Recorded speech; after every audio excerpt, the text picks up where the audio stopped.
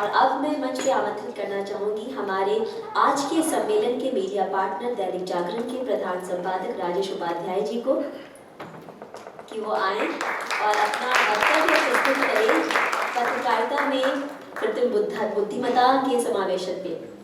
नमस्कार। Global Hindi foundation के मंडप में उपस्थित सभी मोर्धन विभूतियों टीवी सज्जनों, आप सभी का अभिनंदन वंदन नमस्कार। मैं राजेश उपाध्याय और दिल्ली से मैं आपके लिए इस सम्मेलन में विशेष रूप से इसलिए बता रहा हूँ कि मुझे ये लग रहा था कि मुझे जानना है, सीखना है कि यहाँ पर इतना बढ़िया हिंदी उत्कृष्टता सम्मेलन हो रहा है। मैं कोशिश करूँगा कि हिंदुस्तानी में बात करूँ, क्योंकि संवाद के हम लोग हैं, इसलिए हम लोग बहुत क्लिष्ट हिंदी में बात नहीं करते, लिखते भी नहीं हैं, लेकिन मैं कोशिश करूँगा कि सहज समझ में आने वाली हिंदी हो। और मुझे जो जिम्मेदारी दी गई है तो मैं इसलिए यहाँ उपस्थित हूँ, लेकिन पेशे से पत्रकार हूँ, इसलिए मुझे पता है कि यहाँ पर इस विषय के बहुत गहन विशेषज्ञ उपस्थित हैं और भाषा के भी ज्ञानी लोग उपस्थित हैं। तो विज्ञानी और ज्ञानियों के बीच में मैं बहुत सहज होकर बात करने की कोशिश करूँगा। आप में से अनेक लोग ऐसे हैं जो एआई के बहुत अच्छे जानकार हैं, तो जाहिर है कि उनके बीच में एआई की बात करना, मुझे ऐसा लगता है कि शायद सूरज को दिया दिखाने जैसी बात होगी। लेकिन मेरा यहाँ खड़े होकर बात करने का साहस इसलिए है कि मैं हिंदी माध्यम से भारत के एक बड़े न्यूज़पेपर दैनिक जागरण को रिप्रेजेंट कर रहा हूँ, और उसका जो डिजिटल है 100 करोड़ लोगों को रिप्रेजेंट करता है। 100 मिलियन लोगों के साथ हम लोग काम कर रहे हैं, पाठकों के लिए काम कर रहे हैं, तो जाहिर है कि उनके लिए हम काम करते हैं। तो उनके साथ एआई का एक्सपेरिमेंटेशन कैसे हो रहा है, कैसे भाषा एआई के साथ हम उनका काम कैसे कर रहे हैं, तो इसलिए मैं अभी ये साहस जुटा पाया। अब एक भाषाई पत्रकार होने के नाते जैन एआई के साथ प्रयोग की जो आप बीती है वो मैं छोटा सा आपको सुनाना चाहता हूँ कि वो किस तरह से हम लोग काम कर रहे हैं और कैसा प्रयोग चल रहा है, कैसी और कितनी समस्याएं हैं, उनको थोड़ा सा मैंने सूचीबद्ध किया है, थोड़ा लिस्ट ऑफ किया है और दिखाने की कोशिश करता हूँ। हाँ, एक इस सम्मेलन के लिए मैंने स्पेशली एक सर्वे कराया था। भारत के 20 शहरों में मैंने एक सर्वे किया इस सम्मेलन के लिए, और वो भी मैं आपको साझा करता हूँ, दिखाता हूँ। मैं एक निवेदन और करता चलूँ कि हिंदी के साथ जो मैंने पहले भी कहा कि हिंदुस्तानी में अपनी बात रख रहा हूँ, और दूसरा ये कि जेनरेटिव एआई को मैं आपके से एआई ही संबोधित करूँगा। इस अनुरोध के साथ कुछ सवाल आपके सामने प्रस्तुत करना चाहता हूँ। नंबर 1, सबसे बड़ा जो सवाल हम लोग डिस्कस हो रहा है कि ज्ञानी और ज्ञानी की समझ वो ये है कि एआई पत्रकारिता के लिए खतरा है या अवसर। दूसरा, क्या एआई पत्रकारिता के क्षेत्र में नौकरियों को खत्म कर देगा? ये बहुत सवाल है। अभी आपको जब हम सर्वे आपको बताएंगे तो किस किस तरह से लोग सोच रहे हैं, क्या क्या बातें कर रहे हैं, बड़ी इंटरेस्टिंग है। क्या reporter, copy editor, anchor, videographer, graphics designer जैसी नौकरियां खत्म हो जाएंगी या उनका स्वरूप बदल जाएगा? और दरअसल हम सब जानते हैं कि पत्रकारिता और तकनीक के बीच बहुत पुराना संबंध है। समय के साथ साथ पत्रकारिता ने कलम यानी पेन, छापाखाने यानी प्रिंटिंग प्रेस से लेके camera, television, radio, internet, smartphone सबको अपना लिया। और अब एआई थोड़ा सा अलग है क्योंकि उसका प्रभाव मिश्रित है, राइट? बहुत तरह से आपको दिखाई पड़ेगा और दिखने लगा है, वो भी आपको कुछ उदाहरण, और कुछ आशंकाएं हैं, उनमें से कुछ गलत भी नहीं है, वो भी आपको मैं उदाहरण दे सकता हूँ। तो पूरी सावधानी मानक प्रक्रिया एसओपीज के साथ मैं थोड़ा सा ये भी कहता चलूँ, थोड़ा कि मैं सुन रहा था कि बहुत समझ नहीं आ रही, इसलिए मैं थोड़ा कोशिश करूंगा कि बीच बीच में इस तरह के शब्द ले आऊं। इनके बिना एआई का प्रयोग कई बार विकृति भी उत्पन्न कर रहा है, यानी परेशानी कर रहा है। अब जैसे आपको पिछले सप्ताह एक आपने शायद खबर एक देखी होगी, जर्मनी से एक खबर थी। खबर क्या थी? वहां का एक पत्रकार कोर्ट को कवर करता था और वो ट्रायल्स में स्पेशली क्राइम को कवर करता था। जब एक एआई मॉडल ने उसकी खबर को रन किया तो उस जर्नलिस्ट को ही अपराधी बना दिया।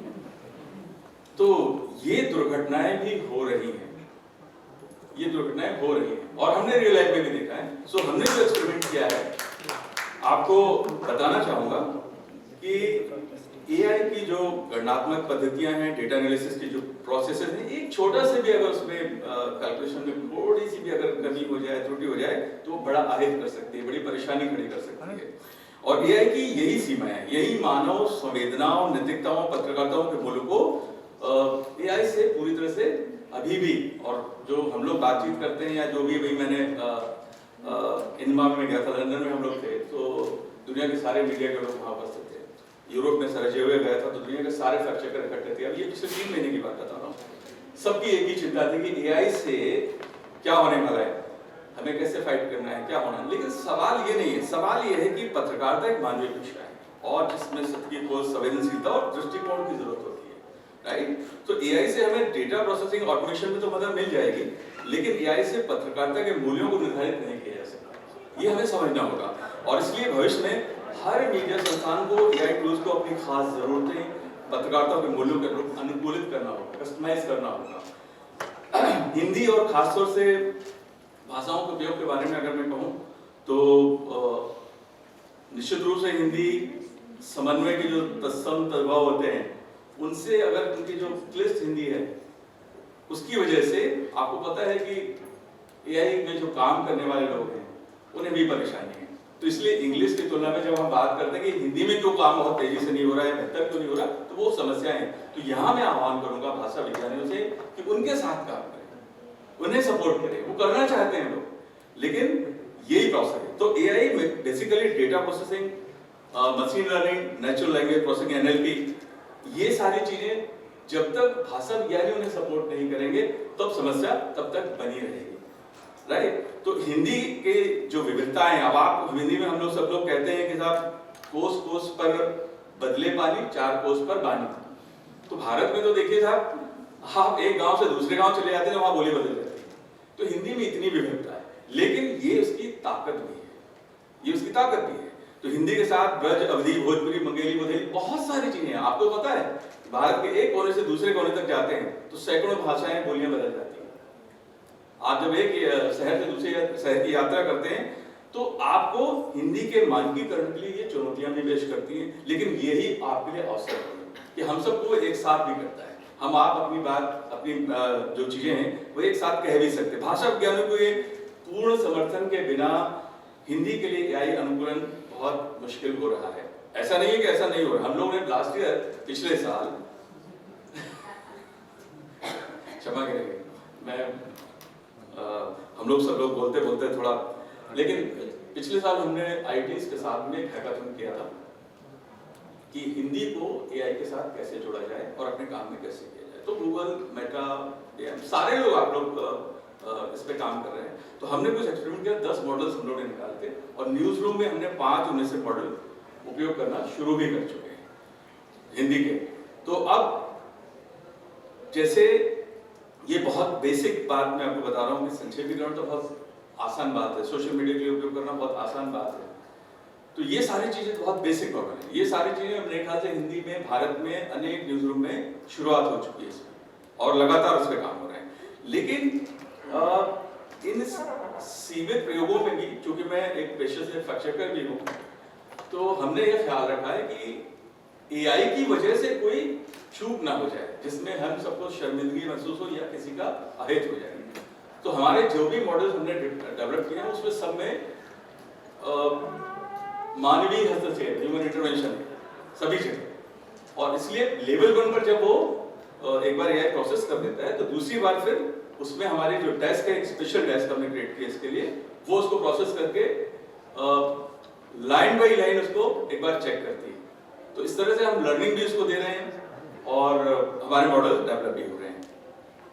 एक पॉइंट और मैं कहना चाहता हूं कि ये काम बाकी के देशों में कैसे हो रहा है वो भी हमें जानना चाहिए, सीखना चाहिए, ताकि हम हिंदी के साथ उसका प्रयोग कर सकें।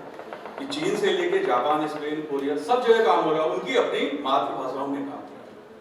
ये हमें सीखना चाहिए और उन्होंने बड़ा काम किया, काफी काम किया उन्होंने। तो ये भी हम लोगों को देखना चाहिए। हम लोगों ने भी कोशिश की है लर्न करने की कि वो कैसे इतना बेहतर काम कर रहे हैं। और एक चीज और कि जो हमने सर्वे की बात की, वैसे तो भारत में अब 150 करोड़ लोगों की आबादी हो गई है, तो 1500 का कोई आंकड़ा नहीं होता सैंपल साइज, लेकिन 20 शहर में 1500, उनमें से जर्नलिस्ट भी लोग थे और यूथ भी थे। तो हमने उनसे बात की तो उनका ये कहना था कि देखिए, और जो मेरे लिए थोड़ा सा चौंकाने वाली बात थी, क्योंकि मुझे याद है जब कंप्यूटर आना शुरू हुआ था तो बहुत सारे लोग झंडे लेके खड़े हो गए थे, no no no no no, इससे लोग चले जाएंगे, बेरोजगारी आ जाएगी, ये हो जाएगा। लेकिन बार ऐसा लगा कि शायद यूथ हमारा उत्साही है और मध्यम वर्ग या जेनजी से लेकर मिलेनियल तक लोग उसको स्वीकार कर रहे हैं। हाँ, आशंकाएं 44%, 44% लोग ये कह रहे हैं कि एआई का उपयोग करिए, लेकिन मेहरबानी करके हमें बताइए कि सोर्स कहाँ से लिया आपने। ट्रांसपेरेंसी की बात करते हैं, पारदर्शिता की बात करते हैं, तो ये मानकीकरण हमें करना पड़ेगा।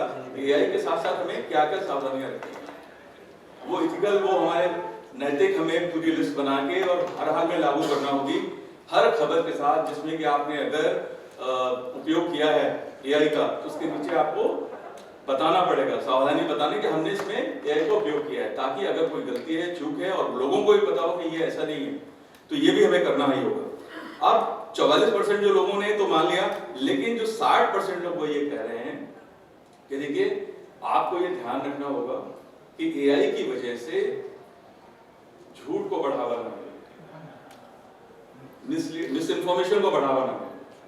क्यों? क्योंकि सोशल मीडिया के एज में आप सबको सबसे ज्यादा परेशानी किस बात से आ रही है, और हमारे जो मैं या मेरे एज के बाद के जो सीनियर सिटीजन हैं वो तो व्हाट्सएप या बाकी, सॉरी मैं नाम नहीं लेना चाहता किसी उसका सोशल मीडिया ऐप का, लेकिन उस पर जो आएगा उसको वो बगैर ये जाने कि उसका सोर्स क्या है वो सर्कुलेट करना शुरू कर देते हैं, और उस वजह से मिस इन्फॉर्मेशन बहुत तेजी से बढ़ती है। तो इसलिए ये चिंता जायज है। केवल 22% लोग ये कह रहे हैं कि उन्हें लगता है कि इसकी वजह से नौकरियों पर सीधा हमला होगा। हालांकि बहुत आंशिक रूप से ये सच है। तो अब एआई जानना जरूरी है। नौकरियां नए तरह की क्रिएट हो रही हैं, हो गई हैं। न्यूज़रूम में भी पहली बार ऐसा हुआ है। मैं अपना अनुभव कहना चाहता हूँ, आज से 2 साल पहले तक नहीं था, लेकिन न्यूज़रूम में आप एआई डेस्क शुरू हो गई है। तो जो लोग ये सोचते थे कि नहीं एआई के आने के बाद पत्रकार जाएंगे, नो, जिन्होंने लर्न किया, सीखा, जाना, वो अब उस डेस्क पे आ गए। तो ये एक सकारात्मक बात मैं कहना चाह रहा था। और मैं सिर्फ एक अपनी बात यहाँ कह के विराम देना चाहूंगा कि पत्रकारिता सामाजिक सेवा है। पत्रकार शक्तिशाली लोगों को जवाबदेह बनाते हैं और जनता को सूचित करते हैं, लेकिन एआई एक मूल्यवान उपकरण तो है, लेकिन यह सत्य और न्याय के प्रति मानवीय प्रतिबद्धता की जगह नहीं ले सकता। इन्हीं शब्दों के साथ मैं अपना स्थान लेता हूँ और मुझे आमंत्रित करने के लिए आप सबको बहुत धन्यवाद।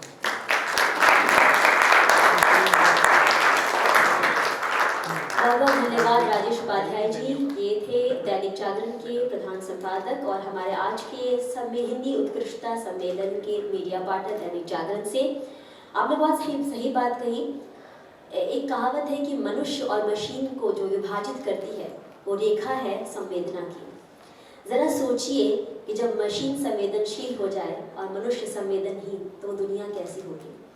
ये जो संवेदना है और विवेक है, वही परिभाषित करता है कि कोई भी कंटेंट या कोई भी आपने जो निर्माण किया है उसका, वो भले ही आपकी नैसर्गिक मेधा से हो या कृत्रिम मेधा से, उसमें क्या रखना है, ये नीलक्षीर का विवेक वहीं से आता है। हम विवेक की बार बार बात करें तो विवेक जी पहले ही मंच पर आमंत्रित हो चुके थे, लेकिन कुछ तकनीकी बाधा आ गई थी।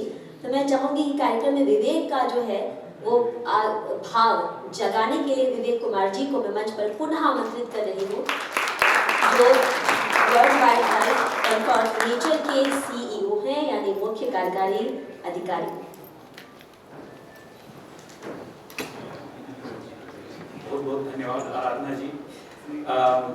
आज सुबह में मेरी जो छोटी बेटी है उनकी हिंदी की परीक्षा थी, तो हिंदी की परीक्षा के लिए जा रही थी, तो मैंने कहा आपको बहुत शुभकामनाएं। तो उसने मुझे देखा और बोला, पिताजी शुभकामनाएं आपको, आपको ज़्यादा जरूरत है।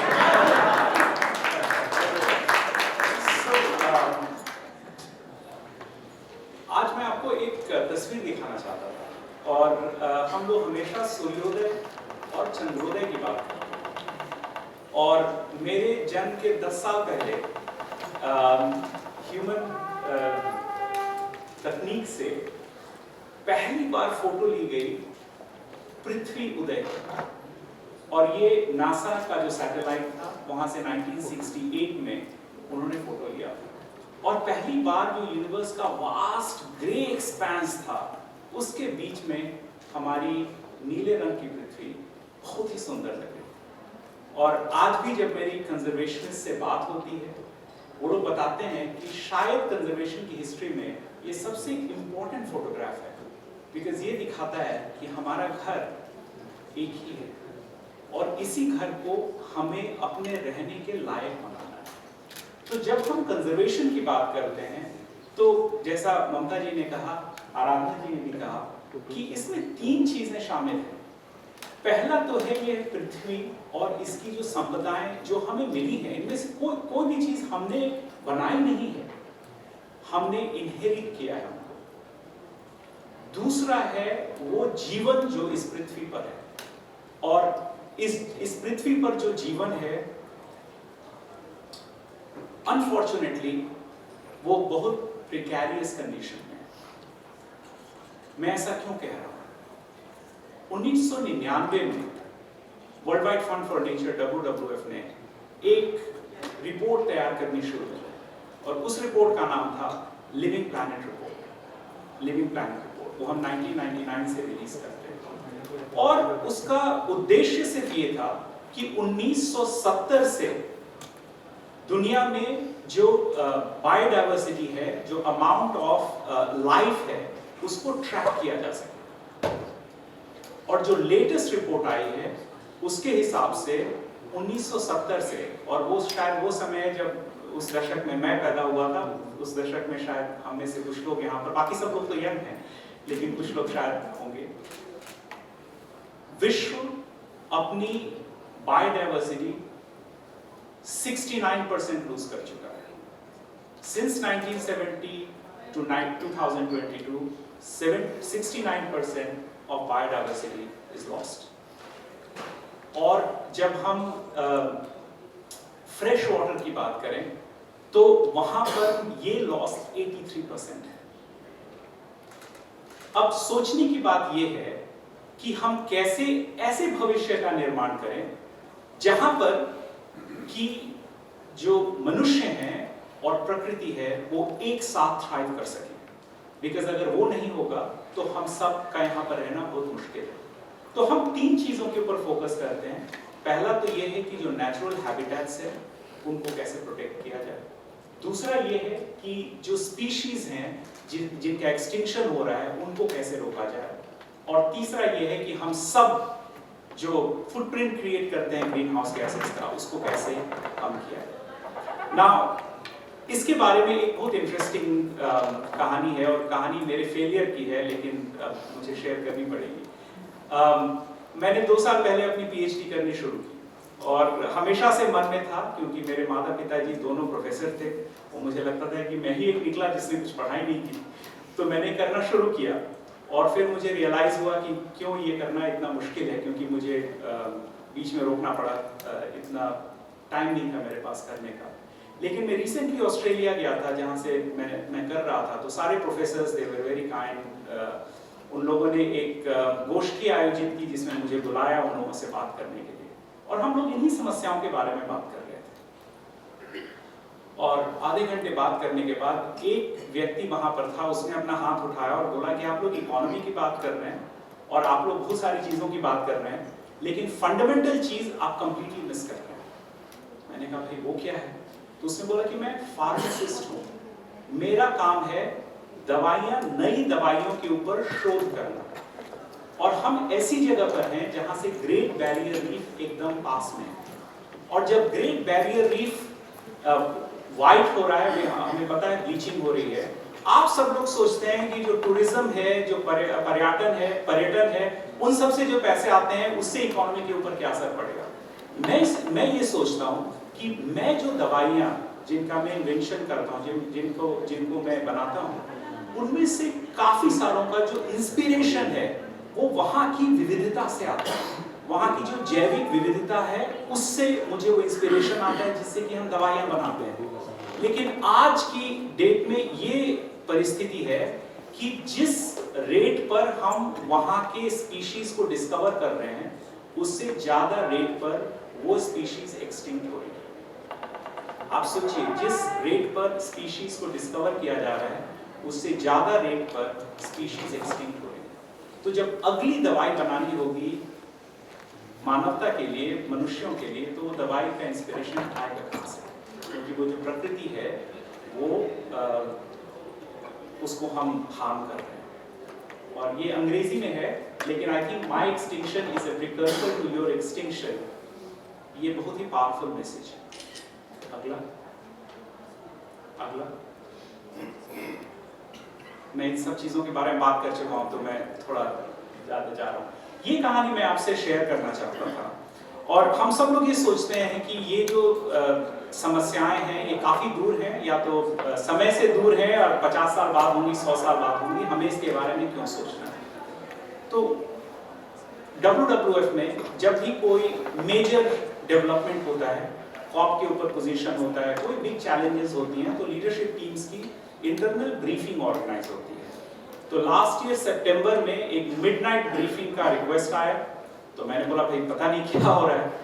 तो वहां पर जब ब्रीफिंग हुई तो उन लोगों ने ये शेयर किया हमारे साथ, अमेज़न रीजन में एक लेक है, lake टेफी, TEFE, fresh water lake है, और आप बाद में गूगल भी कर सकते हैं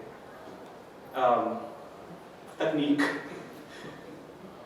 वहां पर थ्राइविंग डॉल्फिन पॉपुलेशन है लेक टेफी में, फ्रेश वाटर लेक है, 1000 से ज्यादा डॉल्फिन्स हैं उस लेक में। और अचानक एक दिन वहां के आसपास जो कम्युनिटी रहती है, समुदाय रहता है, उन्होंने देखा कि एक dolphin washed up dead assure, dolphin का शव मिला। दूसरे दिन 3 डॉल्फिन, तीसरे दिन 7 डॉल्फिन, चौथे दिन तक जो पूरी कंजर्वेशन कम्युनिटी थी उनके अंदर बिल्कुल आतंक छा गया था, because the rate at which these were shoring up dead, उनको कोई पता ही नहीं था कि क्यों हो रही है इन डॉल्फिन की मौत। पहले वो इन कार्कासेस को ले जा रहे थे जो मेडिकल फैसिलिटी थी वहां पर उनका डाइसेक्शन करने के लिए। फिर ये नंबर इतना बढ़ने लगा कि they had to set up tents, वो शिविर बनाए वहां पर उनको डाइसेक्ट करने के लिए, बिकॉज किसी को पता ही नहीं था कि ये डॉल्फिन्स क्यों मर रही है रोज इतनी संख्या। और जब ब्रीफिंग की गई हमें और हमें बताया गया तो उसमें 3 रीजंस थे। पहला रीजन ये था कि जो तापमान था इस जगह का, नॉर्मल समय में, उस साल के उस समय में जो तापमान होता है उससे 10 डिग्री सेंटीग्रेड ज्यादा था। दूसरा ये कि अमेज़न रीजन में हमें पता है कि जंगलों को जलाया जाता है, उसकी वजह से वहां हेज हो रहा था। और इन दोनों वजहों से, और एल्गी ब्लूम भी था, तो ये डॉल्फिन सांस नहीं ले पा रही थी, and therefore they ended up dead. उन 2 हफ्तों में इस जगह में 10%, 100 से ज्यादा, 134 डॉल्फिन्स मरी, और हम कुछ नहीं कर सकते थे इसके बारे में। तो इसने मुझे यह सोचने पर विवश किया कि हम हमेशा इकोनॉमी के बारे में सोचते हैं, डेवलपमेंट के बारे में सोचते हैं, जब तक प्रकृति के साथ सामंजस्य नहीं होगा, ये दोनों एट रिस्क है। ये जगह मैं आपसे पूछना चाहता हूं, आपको क्या लगता है ये क्या है? थोड़ा जोर से बोलिए, कोई बात नहीं, कोई सही गलत की बात। नमक है, अच्छा बढ़िया। और कोई? Dry river, absolutely. ये नॉर्थ तेराई का इलाका है नेपाल का, और जब मैंने ये फोटो देखा अपने आर्काइव में, आई वाज शॉक्ड। ये नदी है जिसके अराउंड ये जो समुदाय है इसका जीवन पूरा बनता है, और चूंकि ये नदी सूख गई है, इन लोगों के पास कोई चॉइस नहीं है, बल्कि ये लोग माइग्रेट कर रहे हैं।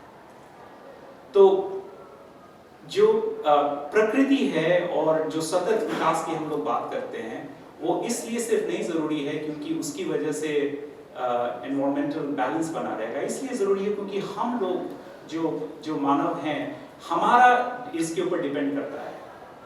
नेक्स्ट, ये सिंगापुर में भी हो रहा है, ये बाढ़ कहीं और की नहीं है, ये बाढ़ सिंगापुर की है। नेक्स्ट, ये जब मैं शेयर करता हूं तो हमेशा ये लगता है कि बहुत मुश्किल है चीजें करना, लेकिन एक्चुअली बहुत मुश्किल नहीं है अगर हम लोग सोचना शुरू करें। और कुछ छात्र भी हैं यहाँ पे ऑडियंस में, तो मैं एक Henry park primary school visit कर रहा था। WWF का एक प्रोग्राम है इको स्कूल्स, जिसमें हम 130 से ज्यादा स्कूल्स को सिंगापुर में ट्रेन करते हैं और गाइड करते हैं।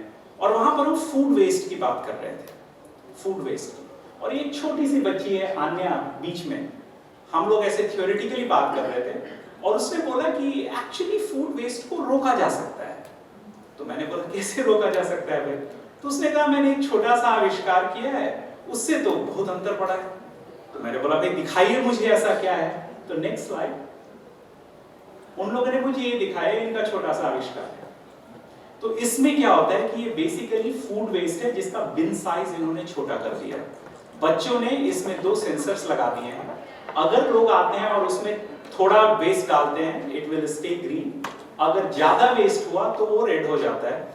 और ये आपकी कैंटीन में है। So this is the show and tell, जिसमें भैया आप इतना फूड वेस्ट नहीं डाल सकते। तो ये छोटी बच्ची कर रही है अपने हिसाब से कि कैसे इस समस्या के ऊपर कुछ किया जा सकता है। और अगर हम सब लोग मिलकर, और इतने मनीषी हैं इस रूम में, इतने लोग हैं जो लोग अपने अपने क्षेत्रों में इतना बड़ा काम कर रहे हैं, अगर हम सब मिलके सोचें कि ये हमारी धरा है, हमारी वसुंधरा है, हमें इसके बारे में कुछ करना है, तो आई एम श्योर हम लोग इसके बारे में कुछ कर सकते हैं। तो मेरी माता जी संस्कृत महाविद्यालय में हिंदी की प्रोफेसर थी, और उनके जो कवि सबसे पसंद थे वो थे जयशंकर प्रसाद जी। और उनकी 2-4 पंक्तियां हैं जो मैं आपसे शेयर करना चाहता हूँ। हिमाद्रि तुंग श्रृंग से प्रबुद्ध शुद्ध भारती, स्वयं प्रभा समुज्ज्वला स्वतंत्रता पुकारती। अमर्त्य वीर पुत्र हो, दृढ़ प्रतिज्ञ सोच लो, प्रशस्त पुण्य पंथ है, बढ़े चलो बढ़े चलो। और मेरा ये मानना है कि आज सब लोग मिलके नया रास्ता बनाएं, नया पथ प्रशस्त करें। आप सब लोगों को